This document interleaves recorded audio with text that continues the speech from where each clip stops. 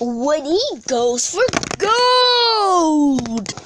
Pretty, pretty gold, pretty, pretty gold, gold, gold, gold, gold. Chapter 1. Winnie's House Party.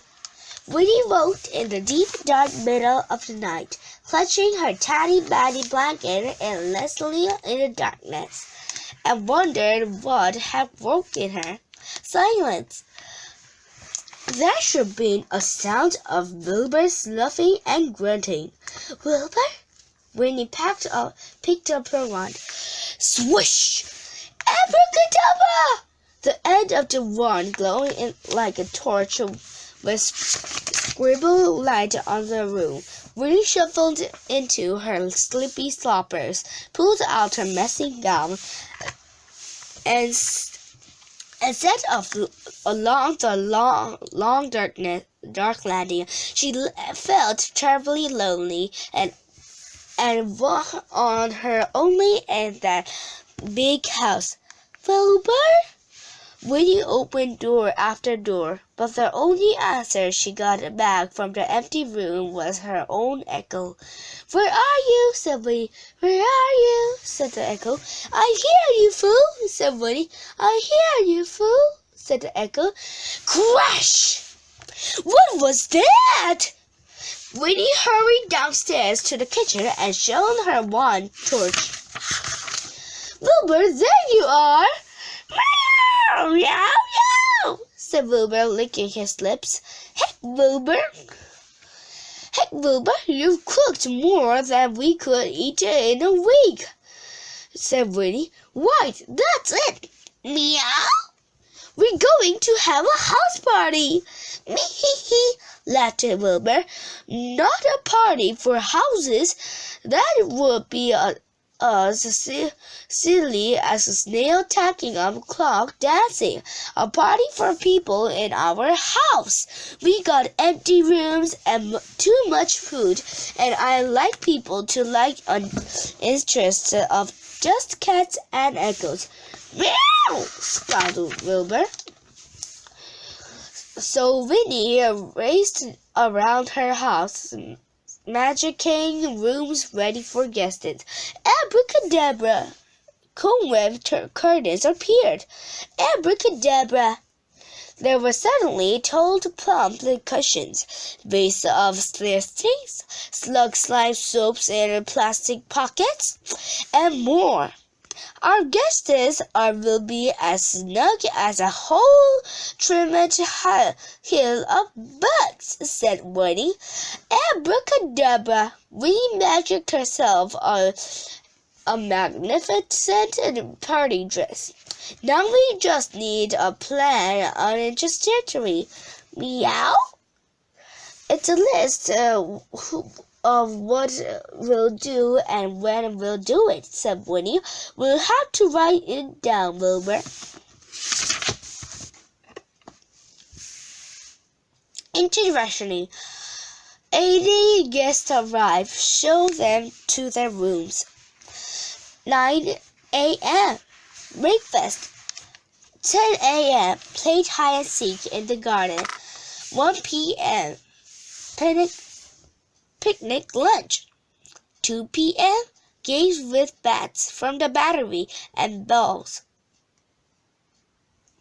6 p.m. Super Watch DVD. Superstar Watch DVD. 7 p.m. Richard Open Star. 8 p.m. Bedtime. There, said Winnie, pinning the intercessory to the fridge. Here, Witch Watch said it was 8 o'clock already. When is everyone? Said Winnie. Oh, whoops! I'm not invited them yet. Winnie tapped buttons on her telephone to call her sisters Wilma and Wanda and Wendy, and her Uncle Owen, her Aunt Alice, and her cousin Cuthbert. She invited them all to her party, and they all texted back yes. They forgot to add please, which Winnie thought was rather rude. and they all asked if they could bring Fist over the mountain, which Winnie thought was even ruder, but she said, "Oh, all right then." Bing bong! They all arrived at "Me control," said Uncle Owen. "Allow me to introduce Zan, Sting, and Fang," said Cousin Cuthbert. "This is elementary," said Aunt Alice. "I'm not sharing a room with her, mind." Luckily, Winnie's house was big enough to have rooms for everyone. Not that many of them were happy when they got. "I wanted to save you," said Wilma. "But we aren't anywhere near the sea," said Winnie. "Humph," said Wilma. "Can we have bunk beds?" said Cuthbert. "This pillow is lovely," said Carl. "Oh, for goosey ganders, the big fat panda's sake, let's have breakfast," said Winnie. It got worse after. At breakfast, Cuthbert said, "You know why they call it breakfast? Why? Because it's when you break things fast," he said. And he picked up his cereal bowl and threw it onto the floor. Smash! And some rip, crash, and splinter. Winnie's guests were having a smashing time, breaking their things. They were behaving really badly. "Come into the garden," said Winnie, but they went on behaving badly in the magical ways. Pow! Zip! Zap! Slop! Zing! Clock!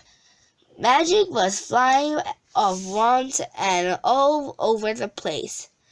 Winnie ducked. She said, "We must play hide and seek now. It's into Terry." "Maxie, I'm it," said Winnie. "Anybody hide while I count to 100. 1 tickle flea, 2 tickle flea, 3. Winnie gets this hide. There and everywhere. Winnie dug her way in the smelly compassed pile of old leaves and pills and rotting. It was soft and warm and buzzing with fleas. "This is nice," said Winnie, sitting into the quiet, smelly warmth. But as Winnie the Witch ticked on, Winnie watched tick-tock. Winnie could hear chatting and laughing. "They found everyone except me. Clever me," she said. Then it went quiet. "Hey!" called Winnie. She climbed out of the compass and stomped inside, where her guests were having coffees. Winnie was dripping with muck. Her guests looked at her and were about to laugh when Winnie put her hands on her lips. "You are all so rude!" she shouted, and everyone froze. "I don't want you at my party any longer," said Winnie. "Go home, now!" "But the Terry says food and films and," began Aunt Alice. Winnie was wondering if they would all refuse to go when thump, thump, thump. Winnie looked over her shoulder and saw Jeremy coming through the garden. She saw Jeremy. She turned back to her guest. "If you don't all go home now, I'll get my big brother onto you." "What big brother?" asked her guests, especially her sisters. "My big brother Jeremy. Look!" Winnie pointed. "There he is." "Thump, thump. Can I borrow a cup of sugar, please, miss?" said Jeremy. "He's big, isn't it?" said Winnie. Winnie's guests gasped. They grabbed their bags and they tumbled out of the house and anyway. "Thanks, Jeremy," said Winnie. "Will you stay for tea?" It was nice sitting and chatting and scrunching for slurping and burping with just Jeremy and Scruff and Milburn, with no Terry and no magic. When Jerry and Scruff went home, Winnie soaked the compost of in a nice bath of fresh frog spawn and bubbles. Then she and Wilbur settled back in the gown their own old bed as the empty house settled to silence around them. "Good night, my lovely," said Winnie. "Good night, my lovely," said her uncle. "Purr," said Wilbur, and that was just enough company. Chapter 2. Federal Power. Creep, creep, creep!